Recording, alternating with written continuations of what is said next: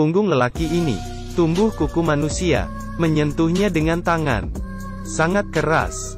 Pria itu melihat bahwa dokter tidak ada di sini, mengambil cermin, kemudian menjepit kuku itu, menarik pelan-pelan, dengan menahan sakit, akhirnya terangkat. Cairan kuning menyembur keluar. Dia melihat dengan detail. Ternyata kuku wanita. Dia mengingat soal semalam, hanya teringat ada sepasang tangan. Sisanya dia lupa. Dokter pun masuk. Dia meletakkan cermin, berpura-pura tidak terjadi apapun. Di sisi lain, pacarnya Samantha mandi dengan air panas 100 derajat. Tapi dia tidak merasakan. Pembuluh darah hitam muncul di perut. Rambutnya pun rontok. Di perjalanan kerja, membuka kacamatanya. Mata menjadi merah. Samantha terkejut. Tetapi karena dia suka bekerja, tetap pergi ke resto, dan memotong sayur. Dan setelah memberikan pada tamu, dia melihat kukunya lagi. Ternyata berubah menjadi warna ungu. Dia menyentuhnya dengan ringan. Kukunya tercabut. Samantha tidak merasakan sakit. Dia tidak berani percaya, membuang kuku, dan ketakutan. Dan melihat lagi. Ternyata kurang satu kuku lagi. Dia langsung mencari. Tiba-tiba, di luar ada yang berteriak. Dia berlari keluar. Melihat keadaan begini, dia terkejut dan ketakutan. Ternyata tamu makan kukunya. Samantha langsung berlari keluar, segera ke rumah sakit. Pihak rumah sakit bingung ketika melihatnya, dan hanya memberitahunya, perhatikan nutrisi. Dia pulang ke rumah, ketemu teman ibunya, mereka terus komplain. Samantha tidak tahan. Mata yang merah menakuti mereka. Akhirnya dia pergi mencari sahabatnya. Sahabat melihat rupanya tidak ingin bersamanya. Samantha marah. Dengan kuat mendorong pintu sehingga sahabatnya terjatuh. Dia mencekik sahabatnya hingga mati. Dia juga tidak tahu kenapa dirinya begitu kejam, dan pergi ke rumah temannya lagi. Juga terjadi hal yang sama. Teman-temannya dibunuh olehnya. Samantha memakai alat rias temannya, mencoba menyembunyikan kengerian di wajahnya.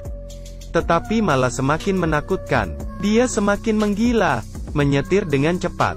Otaknya terus keluar gambaran yang horor. Dia mulai pingsan, tetapi suara mobil semakin kuat. Sebuah suara keras. Samantha berhenti. Saat dia turun dari mobil, sudah berubah menjadi mayat hidup, mencari mangsa di mana-mana. Tidak ada yang berani mendekat. Ibunya ingin mencegahnya. Kemudian, polisi menembak hingga mati, tapi virus terus menyebar. Di sebuah reuni kelas, sang pria tiba-tiba mimisan. Darahnya menetes di atas kue. Teman yang tidak tahu, mengambilnya, memasukkan ke dalam mulut, dan memakannya. Kelihatannya sangat enak, di saat ini. Kemudian Riley masuk ke toilet. Darahnya keluar dari hidungnya. Sangat menjijikkan. Apakah makan terlalu banyak bawang? Terlihat lagi, sangat banyak darah yang keluar dari hidungnya. Bagaikan aliran darah. Dan semakin banyak. Dia ketakutan, menutup dengan tisu, dan segera membersihkan wastafel. Kemudian melihat dirinya sendiri. Ada apa dengannya? Dia hanya ingat, semalam di mobil, masih ada tangan lain. Sisanya dia tidak ingat. Keesokan hari, dia masuk ke toilet lagi. Dia melihat, semua cairan hijau. Dia terkejut dan bergetar, berteriak. Tetapi cairan semakin banyak. Dia mulai merasa jijik. Langsung membersihkan toilet. Tiba-tiba, suara di telinga membuatnya kesakitan. Dia sampai menabrak pintu. Saat bangun lagi, mata kiri berubah menjadi merah.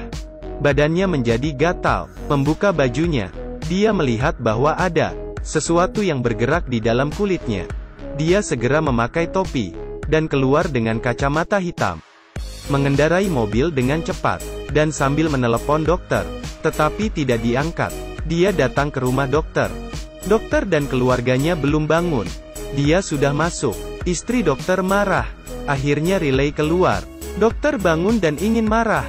Tetapi saat Riley melepaskan kacamata, dokter merasa ini masalah serius. Menyuruhnya langsung ke rumah sakit. Riley tidak mau, karena beberapa hari lalu sudah ada beberapa orang dengan penyakit yang sama. mati di rumah sakit. Dia langsung pergi, sampai di supermarket, membeli beberapa jarum dan benang, pisau dan alkohol. Dia masuk ke toilet, yang bau dan rusak, meminum alkohol itu, menggunakan pisau untuk menusuk kulitnya. Dia menahan kesakitan, memasukkan tangannya ke dalam, dan mengeluarkan sesuatu seperti cacing. Kemudian memotong bagian bahu, dan memasukkan tangan ke dalam, dengan kuat menangkap. Kemudian menggunakan mulut, mengeluarkan cacing yang sama, dan juga muka. Terakhir menjahit kulit dengan jarum dan benang.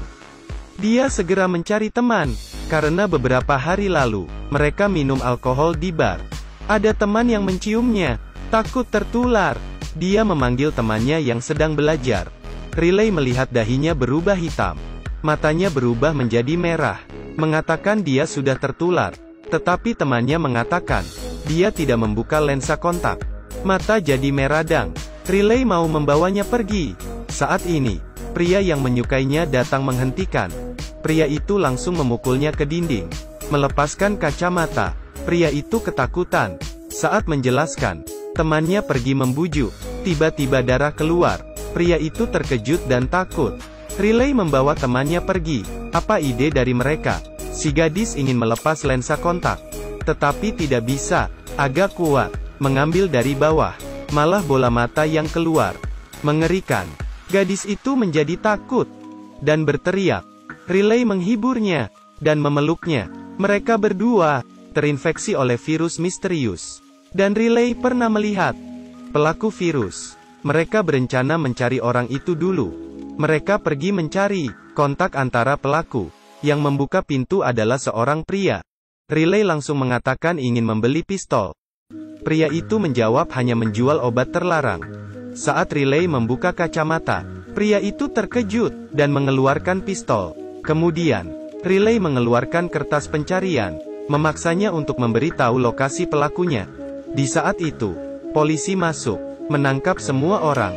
Di saat yang sama juga, keluar darah dari mulut Riley. Dia pun pingsan. Mereka membawanya ke rumah sakit. Gadis itu tidak tahan. Mereka terinfeksi lebih lanjut. Akhirnya gadis itu meninggal. Saat gadis didorong ke tempat perhentian.